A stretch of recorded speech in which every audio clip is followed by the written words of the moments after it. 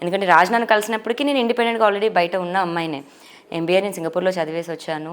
చాలా మంది చేస్తున్న తప్పు ఇదే. అంటే ఇండిపెండెంట్ గా ఉండాలని ఇంటి నుండి బయటకు వచ్చిన అమ్మాయి మీరు, కానీ ఒక అబ్బాయి కోసము ఒక అబ్బాయి పరిచయం అవ్వడం వల్ల తన లైఫ్ మొత్తాన్ని పక్కన పెట్టి ఆలోచన పక్కన పెట్టి ఒక అబ్బాయి కోసం ఇంట్లో ఉండాల్సి వచ్చింది. సో చాలా మంది చేస్తున్న మిస్టేక్ తప్పు ఇది, ఖచ్చితంగా తప్పు. అది మనం ఆ వయసులో ప్రేమలో ఉన్నప్పుడు అబ్బాయిని నమ్మడం వల్ల ప్రేమ ఖచ్చితంగా గుడ్డిదండి. ఎందుకంటే మన తల్లిదండ్రులు మనకి పెళ్లి చేస్తే ఖచ్చితంగా అంటే ఆ సంసారాలు కరెక్ట్గా ఉంటాయని కాదు, కానీ పేరెంట్స్ సపోర్ట్ కానీ అత్తమ్మల సపోర్ట్ కానీ ఇప్పుడు లావణ్యకి ఈ స్టేజ్లో ఉండాల్సిన ఇదైతే రాదు. ఎందుకంటే రాస్తారని పేరెంట్స్కి అంకుల్ ఆంటీ అని ఇప్పుడు నేను వెళ్తే నాకు అది లేకుండా పోయింది చూసారా, నా ఓన్ డెసిషన్ అవ్వడం వల్ల. అండ్ మా పేరెంట్స్ కూడా అది లేకుండా పోయింది. అదే వాళ్ళ సంబంధం చూసి చేస్తుంటే నాకు ఇలాంటిది వచ్చి ఉండేది కాదేమో.